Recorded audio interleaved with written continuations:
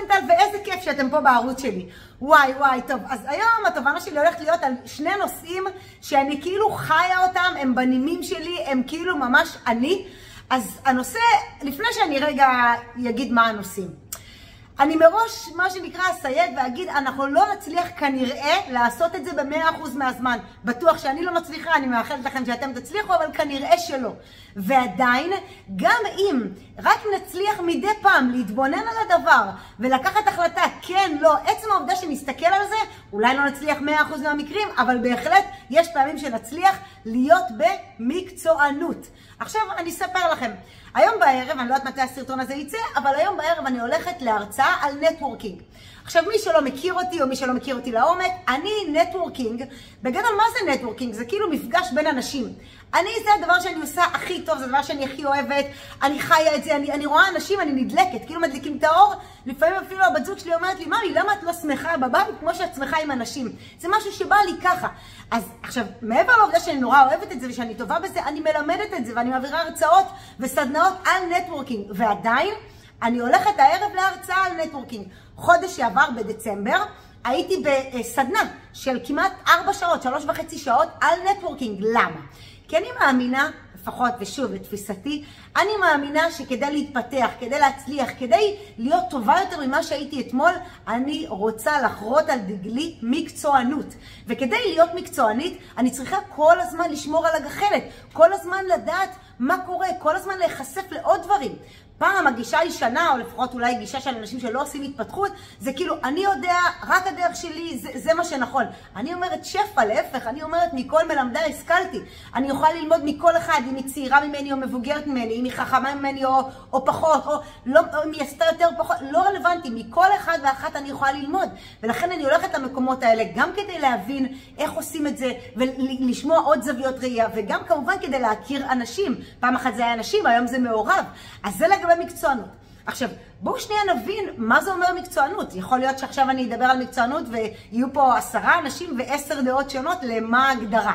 אז בעיניי, הגדרה של מקצוענות זה קודם כל בן אדם שמה שנקרא פיו וליבו שווים. זאת אומרת, לא מחרטט, לא מעגל פינות, שומר על אינטגריטי. בן אדם שאומר משהו ועומד במילה שלו, בן אדם ששעה זה שעה אצלו.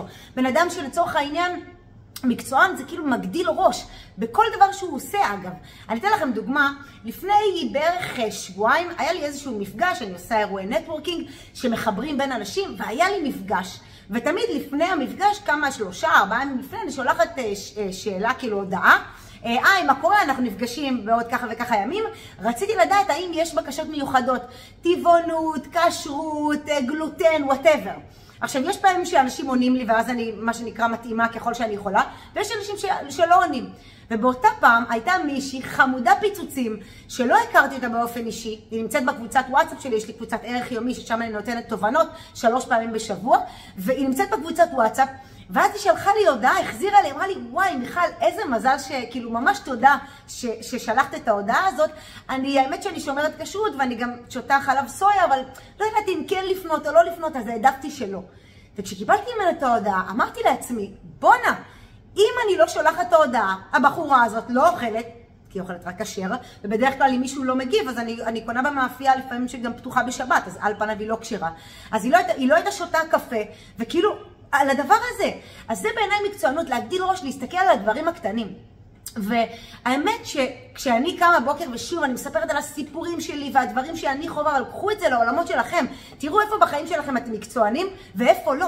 אתם יודעים, יש ימים, אני קמה כל בוקר בין 4:30 ל4:45, אני עושה איזשהו אימון קטן, קצר, לא בעצימות גבוהה, וכל בוקר שאני באה ואני קמה ולא בא לי לעשות אימון, או לא בא לי לעשות הליכה, לא בא לי לעשות כלום, אז יש פעמים שהלא בא לי מנצח, חד משמעית. אבל יש פעמים שהמקצוענות מנצחת. יש פעמים שאני אומרת לעצמי, הגדרת שאת קמה, את אתמול ויתרת לעצמך, או עוד שבוע אולי תוותרי לעצמך, היום לא. ומתוך 100% פעמים, סתם דוגמה, מתוך 100% פעמים שלא בא לי, אז לפעמים אני אתן ללא בא לי לנצח, ולפעמים המקצוענות תנצח את המשחק. למה? כי זה מה שהגדרתי לעצמי. זו הבן אדם, זאת אומרת, זו האישה שאני רוצה להיות. אז זה באמת לגבי הדבר הזה. עכשיו, יש עוד משפט ששמעתי אותו, האמת שאני שמעתי אותו מאיזה מרצה להתפתחות אישית בארץ, אבל הוא חשף אותי לזה, אבל הבנתי שזה ממישהו מארצות הברית בכלל, שהוא אמר, how you do anything is how you do everything. עכשיו, תמיד באנגלית זה נשמע ככה, אבל בתרגום חופשי, זה איך שאנחנו נעשה את הדברים הקטנים, ככה אנחנו נעשה את הדברים הגדולים. ואני ראיתי את זה, באמת נפגשתי עם אלפי אנשים בשלוש שנים האחרונות. מי שלא עונה, מאחר, מזייף, עונה, לא מגיב, אחר כך כשמתקדמים לדברים גדולים יותר, חברים, זה פשוט לא עובד, זה פשוט מדד מעולה. אז גם תסתכלו רגע, א', האם אתם אנשים כאלה, איפה אתם על סקלת המקצוענות ואיפה אתם רוצים להיות, זה דבר אחד. דבר שני, תראו רגע, האם אתם כל הזמן שומרים על הגחלת. באחד המפגשים היה לי בחור, אני מתה עליו, איש נדל"ן, הוא אמר לי, את יודעת מיכל, אני הולך לכל הקולגות שאני מעריך ואוהב ורוצה ללמוד מהם, אני הולך לכל הקורסים והסדנאות שלהם. אני מאמין שאני יכול ללמוד, וזו בעיניי הדרך, זה גם כל העניין של השפע.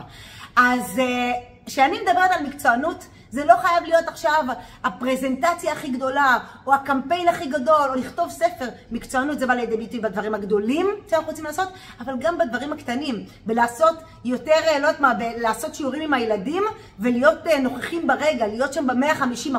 זה ללכת לדייט עם הבן זוג, ולרגע לשים את הטלפון בצד. זה יכול להיות מנעד מאוד מאוד רחב.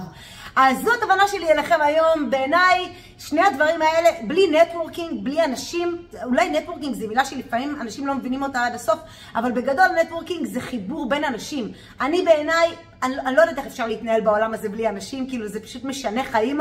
כמובן, אנשים שהם מרימים, אנשים שהם סביבה מרימה, אנשים שהם לא אנשים שרק שואבים מאיתנו את האנרגיה.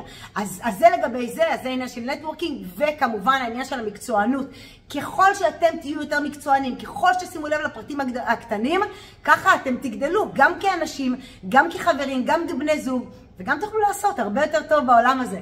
אז אני מאחלת לכם יום פגז, ואנחנו, אתם יודעים, נשתמע בתובנה הבאה.